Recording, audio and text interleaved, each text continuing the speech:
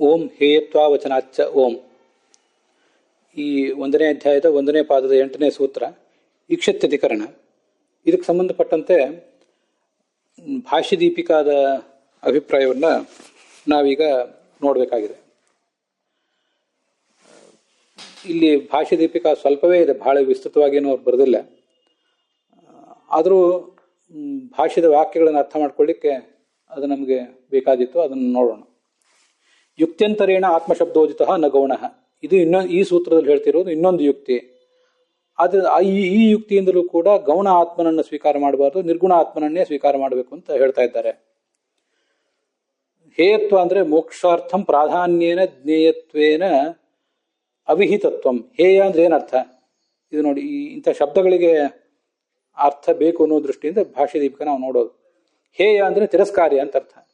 ತಿರಸ್ಕಾರ ಮಾಡುವುದು ಅಂದರೆ ಒಟ್ಟಾರೆ ತಿರಸ್ಕಾರ ಮಾಡುವುದೇ ಏನಲ್ಲ, ಭಗವಂತನನ್ನು ಒಬ್ಬನೇ ಧ್ಯಾನಿಸುವುದು, ಇನ್ಯಾರನ್ನು ಧ್ಯಾನಿಸದೇನೇ ಇರುವುದು ಅಂತ ಅರ್ಥ ಅಲ್ಲ.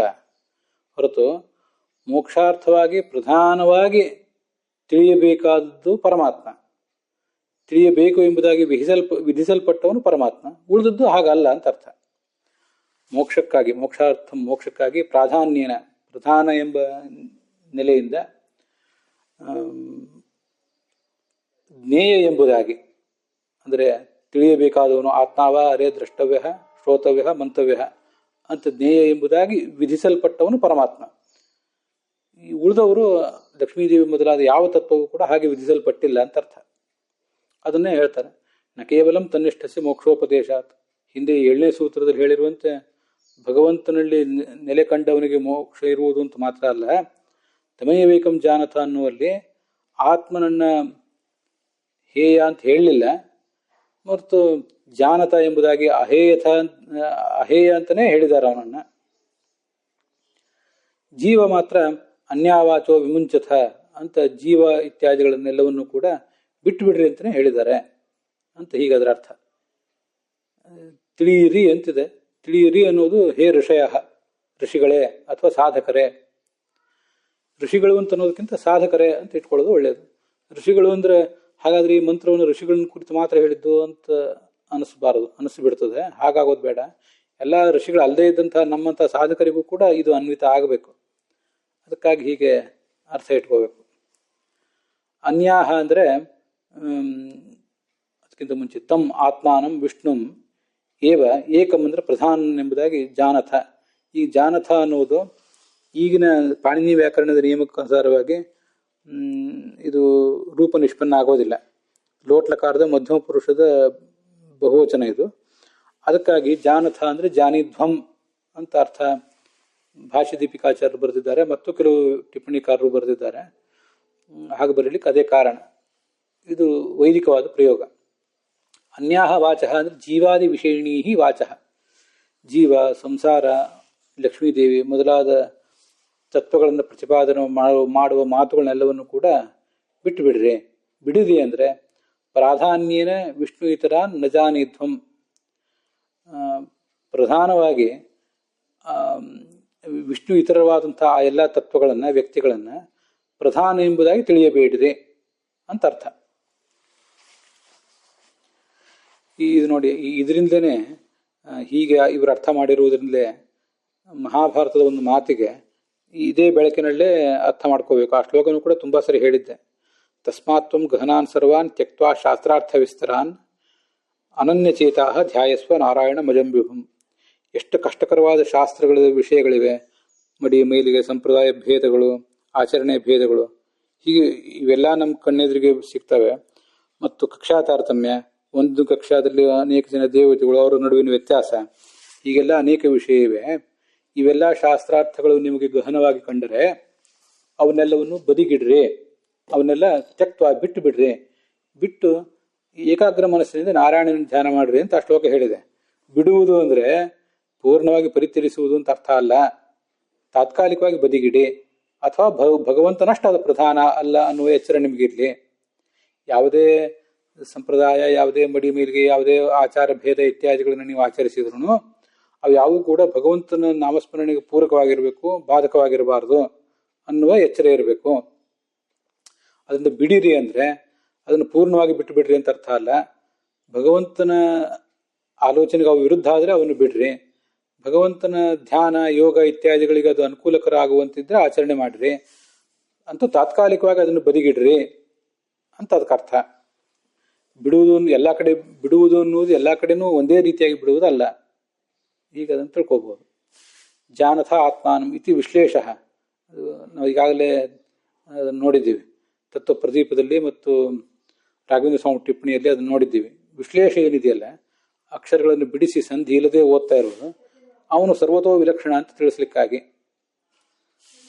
ವಿಕರಣ ವ್ಯತ್ಯಯಸ್ತು ಛಾಂದಸಃ, ಈ ಜಾನಥ ಅನ್ನುವಲ್ಲಿ ಅದೇ ನಾನು ಹೇಳಿದವಾಗ ಲೌಕಿಕ ವ್ಯಾಕರಣದಲ್ಲಿ ವಿಕರಣ ಪ್ರತ್ಯಯ ಬೇರೆ ಬರಬೇಕಿತ್ತು, ಜಾನಿ ಧ್ವಂ ಧ್ವ ಅನ್ನೋದೊಂದು ಪ್ರತ್ಯಯ ಬರಬೇಕಿತ್ತು.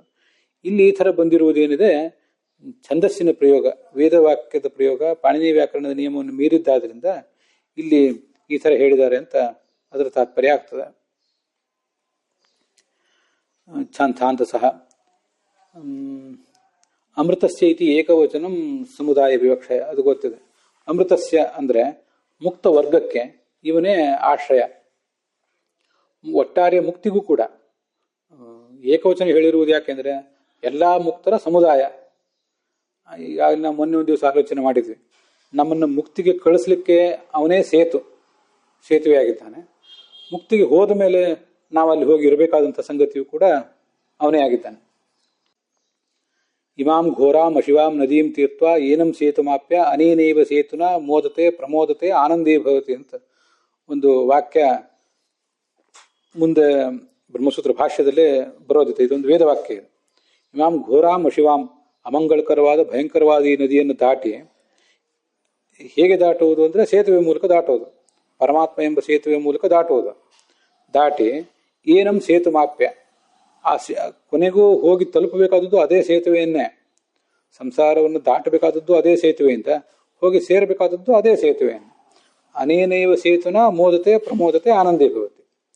ಜಗತ್ತಿನಲ್ಲಿ, ಲೌಕಿಕ ಜಗತ್ತಿನಲ್ಲಿ ನಮ್ಮನ್ನು ಕಷ್ಟದಿಂದ ನದಿ ಸಮುದ್ರ ಮೊದಲಾದವುಗಳಿಂದ ಪಾರು ಮಾಡುವುದು ಒಂದು ಸೇತುವೆ, ಆದರೆ ಗಮ್ಯಸ್ಥಾನ ಬೇರೆ ಇರ್ತದೆ.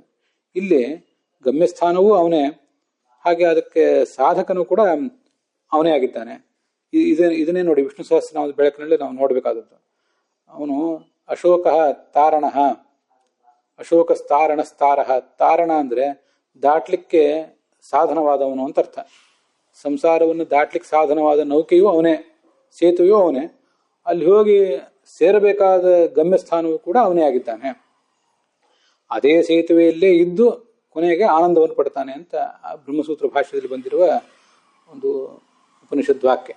ಆದ್ದರಿಂದ ಅಮೃತಶೇಷ ಸೇತು ಅನ್ನೋದಕ್ಕೆ ಮುಕ್ತಿಯನ್ನು ಪಡೆಯಲಿಕ್ಕೆ ಸಾಧನವಾದ ತಾರಣ ಸೇತುವು ಇವನೇ, ಹೋಗಿ ಅಲ್ಲಿ ಇದ್ದ ಮೇಲೆ ನಮಗೆ ಆಶ್ರಯನೂ ಅವನೇ ಅಂತ ಅದರ ಅರ್ಥ. ತಥಾಚ ಅಮೃತಸ್ಯ ಮುಕ್ತವರ್ಗಸ್ಯ ಏಷಃ, ಈ ವಿಷ್ಣುವು ಸೇತು ಮುಖ್ಯಾಶ್ರಯ ಅಂತ ಹೀಗರ್ಥ. ಹೀಗೆ ಮುಂಡಕ ಶ್ರುತಿಯಲ್ಲಿ ಅದೆಲ್ಲ ಬಂದಿದೆ ಅಂತ ಅದರ ತಾತ್ಪರ್ಯ. ಅಸ್ಯ ವಿಷ್ಣು ಅಹೇಯತ್ವ ವಚನಾಚ, ಸೌತ್ರ ನನ್ಯಃ ಅಂತಿದ್ದಾರೆ, ಅದೆಲ್ಲ ಏನು ಬೇಡ. ಅಲ್ಲಿ ಹೇಯತ್ವಾ ವಚನಾಚ ಅಂತಿದೆ, ಹೇಯತ್ವ ಅವಚನಾಚ ಅನ್ನೋಲ್ಲಿ ಅಂತ ನನ್ಯ ನಿಷೇಧಾರ್ಥಕ ಅವೇ ಇದೆ. ಅದನ್ನ ಹೇಗೆ ಅರ್ಥ ಮಾಡ್ಕೋಬೇಕು ಅನ್ನೋದನ್ನೆಲ್ಲ ಹೇಳಿದ್ದಾರೆ ಅಷ್ಟೆ. ನ ಗೌಣ ಆತ್ಮಶಬ್ದ ತಥಾಚ ಆತ್ಮಶಬ್ದಾತ್ ಈಕ್ಷತಿ ಯುಕ್ತೋಪಿ ನಿರ್ಗುಣ ಏವೇತಿ ಸಿದ್ಧಂ. ಆದ್ದರಿಂದ ಆತ್ಮಶಬ್ದ ಇರುವುದರಿಂದ ಈ ಹಿಂದೆ ಏನು ಬಂದಿದೆ ಅದಕ್ಕನುಸಾರವಾಗಿ ಈಕ್ಷತಿ ಸ ಈಕ್ಷತ ಇತ್ಯಾದಿ ಶ್ರುತಿಗಳಲ್ಲಿ ಪ್ರತಿಪಾದಿತನಾಗಿದ್ದವನು ಕೂಡ ಅವನೇ ಆಗಿದ್ದಾನೆ ಅಂತ ಅದರ ತಾತ್ಪರ್ಯ. ತಸ್ಯ ಈಕ್ಷತ್ಯನ್ಯಥಾನುಪತ್ಯ ವಾಚ್ಯತ್ವಮಿತಿ ಭಾವ, ಅವನೇ ವಾಚ್ಯನು ಕೂಡ ಆಗ್ತಾನೆ ಅಂತ ತಾತ್ಪರ್ಯ. ಅಲ್ಲಿಗೆ ಈ ಭಾಷ್ಯ ದೀಪಿಕಾದ ವಿವರದೊಂದಿಗೆ ಹೇಯತ್ವ ವಚನಾಚ್ಯ ಅನ್ನೋ ಸೂತ್ರಕ್ಕೆ ಸಂಬಂಧಪಟ್ಟ ಭಾಷ್ಯ ದೀಪಿಕಾ ಸಮಾಪ್ತವಾಗಿದೆ.